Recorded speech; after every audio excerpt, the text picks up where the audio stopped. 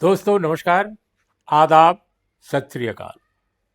Urmilesh official के इस कार्यक्रम में आपका बहुत बहुत स्वागत है। मैं हूं उर्मिलेश। दोस्तों, कर्नाटक में यह बिल्कुल लगभग तय हो चुका है कि मुख्यमंत्री सिद्धारमैया इस्तीफा देंगे कल। अगर किन्हीं कारणों से समय में कोई तब्दीली हुई तो हो सकता है कि कुछ और समय ले लें वो, लेकिन उनका इस्तीफा देना लगभग तय है। और यह भी तय है कि सिद्धरमैया अपनी तरफ से किसी तरह की अड़चन नेतृत्व परिवर्तन के कांग्रेस आलाकमान के फैसले में नहीं डालेंगे, क्योंकि सिद्धरमैया को अच्छी तरह मालूम है कि वो अभी तक चीफ मिनिस्टर के पद पर बने हुए थे तो ये कांग्रेस आला कमान के कारण ही है, और उसमें भी खास तौर पे राहुल गांधी के कारण है। जो कांग्रेस परिवार जिसको कहते हैं, कांग्रेस फैमिली जिसको कहते हैं, सिद्धरमैया उसमें कोई बहुत पॉपुलर नहीं थे, क्योंकि वो कांग्रेस से बाहर के हैं, सोशलिस्ट बैकग्राउंड के हैं, एक जमाने में लोक दल के थे। तो कांग्रेस के ट्रेडिशनल बहुत सारे लोग, चाहे दिल्ली में हो चाहे कर्नाटक में हो, सिद्धरमैया की राजनीति से, उनकी बढ़त से, उनकी राजनीतिक हैसियत जो इतनी बड़ी कर्नाटक में, उससे बहुत खुश नहीं थे, खासकर बड़े लोग, बड़े नेता, बड़ी शक्तियां। लेकिन राहुल गांधी खुश थे। राहुल गांधी को लगा था कि एक ऐसा व्यक्ति उनकी पार्टी के पास है जो पिछड़े वर्ग से आता है, पढ़ा लिखा है, समझदार है, कमिटमेंट है, और साथ में जनता के बीच पॉपुलर है। तो कांग्रेस के नेताओं में पॉपुलैरिटी जितनी में सिद्धरमैया की थी, उससे ज्यादा और बहुत ज्यादा कर्नाटक की जनता में थी। इसमें कोई दो राय नहीं है। अब एक दो चुनाव हार जाना अलग बात है, लेकिन उनकी पॉपुलैरिटी निश्चित रूप से रही है, और वो चुनाव में भी दिखी। पिछला चुनाव जिस तरह से जीता उन लोगों ने, और वो मुख्यमंत्री बने। लेकिन मुख्यमंत्री बनते समय फिर वो एक बात आ गई कि कांग्रेस का जो ट्रेडिशनल एक लीडरशिप थी वहां पर, वो राहुल गांधी, सोनिया गांधी, प्रियंका गांधी में को प्रभावित करने में लगी थी कि डीके शिव कुमार को बनाना ठीक होगा, क्योंकि डीके शिव कुमार अपने कांग्रेस पार्टी के हैं ओरिजिनल, और ये ओरिजिनल नहीं है, बाहर से आए हैं। तो ये सब भी चला, इसको कोई भूल नहीं सकता है। तो गांठ तो थी, लेकिन उस गांठ को बिल्कुल बेमतलब बना दिया था सिद्धरमैया ने, क्योंकि वो कांग्रेस की संस्कृति में, कांग्रेस के कामकाज में, कांग्रेस की जो धारा है उसमें बिल्कुल रच बस गए थे, और इसीलिए उनको राहुल गांधी पसंद करने लगे थे, और अभी भी शायद पसंद करते ही होंगे। लेकिन दोस्तों याद कीजिए, राहुल गांधी ने अपनी तरफ से वो इनिशिएटिव नहीं लिया, लेकिन कांग्रेस की जो टॉप फैमिली है उसमें डीके शिव कुमार की पसंद ज्यादा थी, चाहे मैडम सोनिया गांधी हो या प्रियंका गांधी हो। ये दोनों के बहुत पुराने, कांग्रेस पार्टी में जो स्टेट में बहुत सारे लीडर हैं, पहले से मिलते जुलते रहे हैं दोनों लोगों से, और और राहुल गांधी से भी। सिद्धरमैया थोड़ा सीरियस किस्म के व्यक्ति हैं, थोड़ा अलग अलहदा किस्म के व्यक्ति हैं। बहुत सारे लोग ये भी सोच लेते हैं कि कहीं वो एरोगेंट तो नहीं है, अहंकारी तो नहीं है, ये सब भी हो जाता है। तो डीके शिव कुमार के प्रति जो पसंद थी वो रिफ्लेक्ट होती थी। कल जो बैठकें हुई उसमें, उन बैठकों में राहुल गांधी के साथ बहुत कम समय के लिए एकमात्र बैठक जो हुई वो सिद्धरमैया के अपने इनिशिएटिव से हुई। इसके पहले जितनी बैठकें, दो कुल मिलाकर दो बैठकें कल हुई, और एक राहुल गांधी के साथ उनकी 1-to-1 बैठक हुई, जो मेरी जानकारी है। और जो बैठक ऑर्गेनाइजेशनल सबसे इंपॉर्टेंट बात थी, जिसके लिए उनको वहां से बुलाया गया था कर्नाटक से कि आप दिल्ली आ जाइए, अमुक तारीख को अमुक समय पर बैठक होगी, वहां पर जब वो गए तो वहां पर खड़गे साहब थे, मल्लिकार्जुन खड़गे, जो उन्हीं के स्टेट के हैं। मल्लिकार्जुन खड़गे के अलावा केसी वेणुगोपाल थे। केसी वेणुगोपाल के बाद जो थे वो हरियाणा के रहने वाले हैं, सुरजेवाला साहब। तो सुरजेवाला साहब इसलिए वहां थे क्योंकि पार्टी के जनरल सेक्रेटरी के तौर पे वो कर्नाटक के प्रभारी भी हैं, रणदीप सिंह सुरजेवाला। वो कांग्रेस के एक जमाने में प्रवक्ता थे और उसकी पूरी मीडिया जो सेल थी उसको चेयर करते थे, अभी राज्यसभा में हैं। तो इन लोगों से जो बातचीत हुई उसमें उनको साफ बता दिया गया कि नेतृत्व परिवर्तन आला कमान चाहता है। तो आला कमान की तरफ से Congress president plus incharge party organisation mister KC Venugopal और सुरजेवाला साहब, इन सभी लोगों ने उनको बता दिया। अब उनके ऊपर ये छोड़ा गया कि आप कब चाहते हैं, क्योंकि शायद राहुल गांधी ने इन लोगों को इंस्ट्रक्ट किया होगा, समझाया होगा कि सिद्धारमैया जैसे एक सीजन्ड लीडर, बड़े नेता जिसकी बहुत पॉपुलैरिटी है, उसको हम दुखी नहीं कर सकते। ऐसा बिल्कुल नहीं लगना चाहिए कि उनके हाथ से हम सत्ता खींच रहे हैं। तो बहुत पोलाइट और बहुत तरीके से बात को आगे बढ़ाया जाए। अगर हम डीके शिव कुमार को बनाना चाहते हैं मुख्यमंत्री, तो ये काम बहुत सहज ढंग से होना चाहिए, किसी भी तरह का टकराव इसमें नहीं होना चाहिए। क्योंकि राहुल गांधी कर्नाटक आते जाते रहे काफी, उनको अच्छी तरह मालूम है कि सिद्धारमैया के समर्थन के बगैर डीके शिव कुमार की सरकार एक दिन नहीं चल सकती है, एक दिन, क्योंकि विधायक दल में आज भी सिद्धारमैया के पास बहुमत है।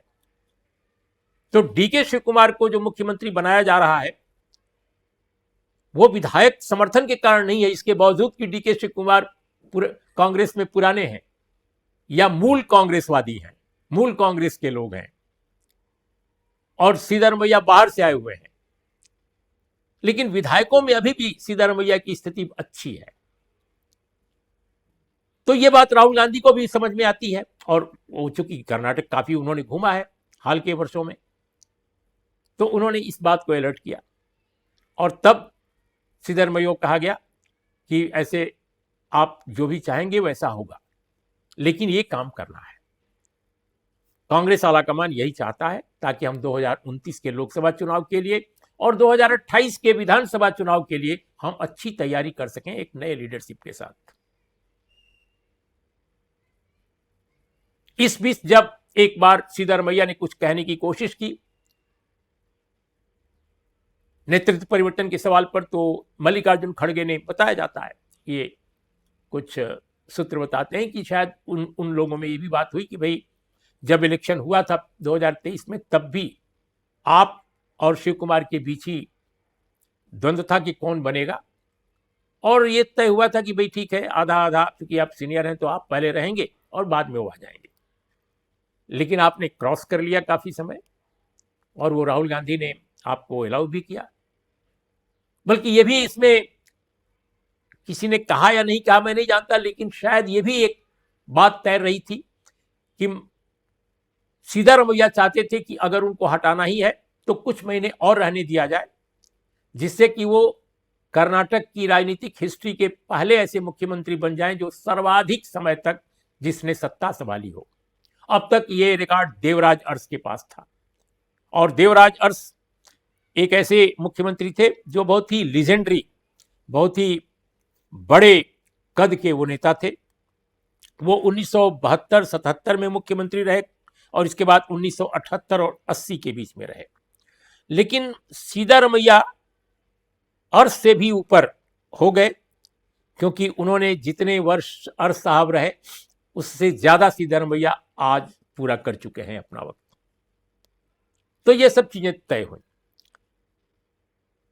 हो सकता है कि सिद्धारमैया को कुछ अटपटा लगा हो, तो उन्होंने कहा कि राहुल गांधी जी से हम 1-to-1 बात करना चाहते हैं। वो बातचीत भी तय हो गई, और वो फिर बातचीत उनकी हुई अलग से। अपनी सरकार की उपलब्धियां, अपने कामकाज को उन्होंने सामने रखा राहुल गांधी को, फिर बातचीत आगे बढ़ी। लेकिन राहुल गांधी ने कोई एक अलग कोई विचार नहीं रखा कि नहीं आपको बनाए रखना है, या इस तरह की बात कोई नहीं रखी, ऐसा हमें जानकारी मिली है। फिर मैं कहूँगा कि ऐसे विश्वास सूत्रों से मिली है जिन पर भरोसा किया जा सकता है। तो ये बात हुई। इसके बाद फिर दोबारा बैठक जब हुई तो उसमें बहुत सारे लोग मौजूद थे। डीके शिव कुमार भी बीच में आए थे और सबके सामने ये बात हुई और फाइनल ये हुआ। तो लेकिन उस बैठक में भी जो निर्णायक बैठक मानी जा सकती है, सीधा रमैया पर छोड़ दिया गया कि आप इसको कैसे एग्जीक्यूट करना चाहते हैं, कैसे इंप्लीमेंट करना चाहते हैं, ये आपके ऊपर निर्भर करता है। आप समय, तो सीधा रमैया ने कहा ठीक है, हम अपना समय लेते हैं, बात करते हैं लोगों से, फिर जैसा होगा हम बता देंगे। ऐसा लगता है कि सीधा रमैया ने अपनी बात लगभग बता दी है। और चूंकि रणदीप सिंह सुरजेवाला आज बंगलुरु पहुंच चुके हैं, जब मैं आपसे बात कर रहा हूं तो बेंगलुरु आज वो चले गए और बेंगलुरु में कल सीधा रमैया ने, मुख्यमंत्री के तौर पे सीधा रमैया ने अपने कैबिनेट के सदस्यों की एक सुबह के नाश्ते पर बैठक बुलाई है। डीके शिव कुमार अभी दिल्ली में है, जाहिर है उनको बहुत सारी लॉबिंग करनी होगी, तो वो डीके शिव कुमार भी दिल्ली से कल सुबह वहां पहुंच जाएंगे और वो भी उस बैठक में शामिल होंगे। जाहिर है वो कैबिनेट मंत्री हैं, डिप्टी चीफ मिनिस्टर हैं और अब चीफ मिनिस्टर बन रहे हैं। तो कहा यह जा रहा है कि 3 बजे सीधा रमैया कल इस्तीफा दे सकते हैं और किन्हीं कारणों से अगर उन्होंने इस्तीफा नहीं दिया कल, तो यह भी समझ लीजिए कि फिर भी कोई दिक्कत नहीं आने वाली है। मुख्यमंत्री के पद से वो निश्चित रूप से तभी इस्तीफा देंगे ही, कल भले न दें, फिर वो 18 जून के बाद दे सकते हैं, या अगर 18 जून से पहले ही देना होगा तो किसी और दिन दे सकते हैं। अगर कल न दिया किन्हीं कारणों से तो हो सकता है कि कुछ फैसले कैबिनेट की तरफ से लेने हों और आनंद फानंद में कैबिनेट की बैठक भी चूंकि नाश्ते पर हो ही रही है, कुछ और बात हो जाए। अभी पता चला है कि जनगणना, जो जातिवार जनगणना दोबारा हुई थी, उसकी रिपोर्ट आज सबमिट की गई है। हो सकता है उस पर भी कोई फैसला किसी तरह का लंबित हो, तो कल देखना पड़ेगा। स्पेकुलेट करने से ज्यादा बेहतर है कि कल इंतजार किया जाए कि वो कल होता क्या है बैठक में। लेकिन दोस्तों, आज अपने इस वीडियो के जरिए मैं इस बात को बहुत शिद्दत के साथ रखना चाहता हूं कि कांग्रेस आला कमान में जो विचार ये सामने लाया गया या उसको कन्विंस किया गया कि डीके शिव कुमार की अगुवाई में ही 2028 का चुनाव कर्नाटक में पार्टी को लड़ना चाहिए, इसको राहुल गांधी को खास तौर पे कन्विंस करने में जिन 3 व्यक्तियों ने सबसे अहम भूमिका निभाई, कांग्रेस में हमारे जो सूत्र हैं वो बताते हैं कि इसमें मल्लिकार्जुन खड़गे, कांग्रेस के राष्ट्रीय अध्यक्ष, केसी वेणुगोपाल, पार्टी के महासचिव इंचार्ज संगठन, और रणदीप सिंह सुरजेवाला, महासचिव कांग्रेस पार्टी इंचार्ज कर्नाटक, इन 3 लोगों की सबसे महत्वपूर्ण भूमिका है।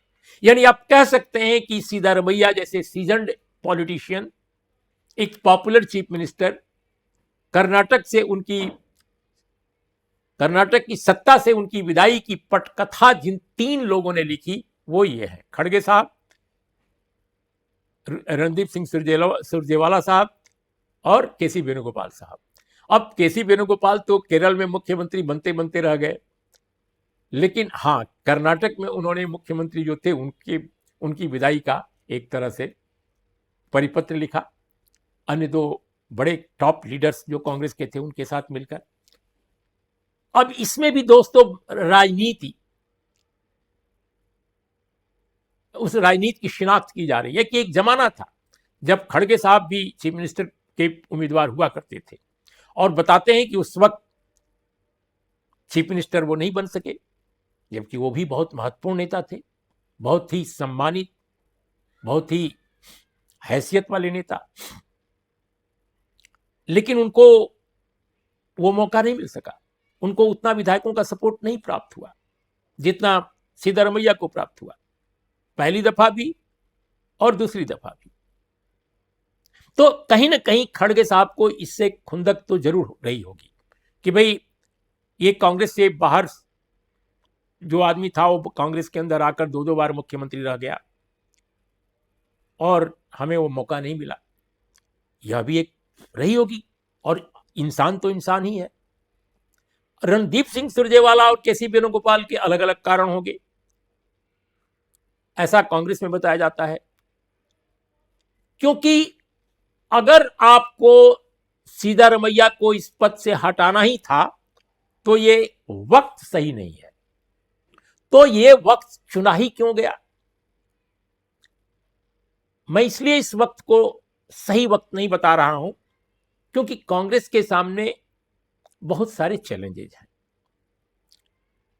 अगर सिद्धारमैया को पहले से ही धीरे धीरे तैयार किया जाता कि भाई 2028 के चुनाव की जो कमांडरी है वो आप नहीं करेंगे, इस बार कमांडर कोई और होगा, आप कमांडर के पीछे सलाहकार के तौर पे काम करेंगे, तो मैं समझता हूं कि वो ज्यादा बेहतर होता। और अभी 2026 चल रहा है, 2028 में चुनाव होना है मध्य में, तो ऐसी स्थिति में 2027 में भी आप चेंज कर सकते थे। 2027 के शुरू में आपको 1.5 साल मिल जाता। एक मुख्यमंत्री के लिए 1.5 साल बहुत होता है। अगर अच्छा काम करने वाला मुख्यमंत्री हो तो 1.5 साल भी बहुत बड़ी बात है। केरल में कई मुख्यमंत्री ऐसे रहे हैं जो कम समय में भी शानदार काम उन्होंने किया। इवन कर्नाटक में दूसरा कार्यकाल और देवराज अरस का कम था। तो मुझे लगता है कि क्योंकि ये बात तो समझ लीजिए कि डीके शिव कुमार के नाम पर तो ये जनादेश नहीं था ना। पार्टी के अध्यक्षता का मतलब ये नहीं होता है कि जनादेश आपके नाम है। ये कलेक्टिव ढंग से चुनाव लड़ा गया था, उसमें सिद्धारमैया का भी बहुत बड़ा रोल था। राहुल गांधी ने बहुत मेहनत की थी उस चुनाव में, हमको आप अभी भी याद है जिस तरह वो कैंपेन उन्होंने किया था। और जो शक्ति संतुलन है कर्नाटक में कांग्रेस के अंदर और जनता में जो एक स्थितियां हैं, उसको अगर देखा जाए तो डीके शिव कुमार वहां के समाज में उनकी इतनी बड़ी ताकत नहीं है, लेकिन एक पॉजिटिव उनके साथ जरूर है कि मीडिया में उनकी जबरदस्त पकड़ है, कारपोरेट हलकों में भी उनकी अच्छी पकड़ है, और वो स्वयं कारोबारी हैं, बहुत बड़े कारोबारी हैं। जब कभी पार्टी पर संकट आता है हर तरह से मदद करते हैं। कई बार तो देखा गया कि किसी अन्य राज्य के अगर विधायकों को कहीं टिकाना हो, वो काम सारा पार्टी छोड़ देती है उनके जिम्मे। और तीसरी बात कि इस वक्त देवगौड़ा का जो नेतृत्व है कर्नाटक में वो कमजोर पड़ रहा है। एक तो वो बुजुर्ग हो गए और जो बेटे और नाती पोते जिस तरह का माहौल उनके परिवार में है बहुत सारी बदनामियां उनका पीछा कर रही हैं देवगौड़ा खानदान का। तो ऐसे में वो कलिंगा वोट जो कम से कम 11.5% के आसपास माना जाता है कर्नाटक में, उसमें डीके शिव कुमार एक बड़े नेता के तौर पे इमर्ज कर सकते हैं, क्योंकि वो भी वोकलिंगा और गौड़ा परिवार भी वोकलिंगा। एक ये पहलू है, लेकिन 11.5% वोटों से कोई चीफ मिनिस्टर नहीं बनता। आपको बड़े व्यापक जनाधार तलाशना पड़ेगा। और इस मामले में यह मानना पड़ेगा कि सिद्धारमैया ने जो वहां अहिंदा कहा जाने वाला अलायंस है, जिसमें कि अल्पसंख्यक माइनॉरिटी कम्युनिटी के लोग, दलित, आदिवासी और ओबीसी, ये 3 मुख्यतः कैटेगरी है जिसको अहिंदा कहा जाता है। इस अहिंदा की धारणा का सूत्रपात जो अगर हुआ, एक सूत्रधार कोई अगर था तो वो देवराज अरस साहब थे। सिद्धारमैया ने उसी को आगे बढ़ाने की कोशिश की। तो अब देखना होगा कि सिद्धारमैया अगर कुर्सी से हटते हैं तो ये अहिंदा जो अलायंस है, यानी माइनॉरिटी कम्युनिटी, दलित कम्युनिटी, आदिवासी कम्युनिटी और ओबीसी कम्युनिटी, क्या डीके शिव कुमार इसको संभाल कर रख पाते हैं या नहीं, बहुत बड़ा यक्ष प्रश्न है। और इसी यक्ष प्रश्न के साथ मैं आज के इस कार्यक्रम का समापन करता हूं कि मल्लिकार्जुन खड़गे, श्रीमान सुरजेवाला साहब और वेणुगोपाल, इन तीनों ने, और कांग्रेस आलाकमान की अपनी इच्छा तो सब ने मिलकर एक फैसला तो कर लिया और करा लिया, इसमें विधायक दल का कोई रोल नहीं है। लेकिन दोस्तों, ये फैसला कर्नाटक को किधर लेकर जाएगा? कांग्रेस के लिए फैसला कहीं आत्मघाती तो नहीं होगा? कांग्रेस ने कहीं आत्महंता आस्था के साथ इस नई राजनीतिक यात्रा की शुरुआत तो नहीं की है कर्नाटक के सिलसिले में? या डीके शिवकुमार सचमुच सितारा बनकर उभरेंगे? यह बड़ा एक प्रश्न है, देखना है क्या होता है। नमस्कार, आदाब, सत श्री अकाल। और जरूर कार्यक्रम को देखने के बाद सर सब्सक्राइब कीजिए, दोस्तों से भी कहें कि वो सब्सक्राइब करें।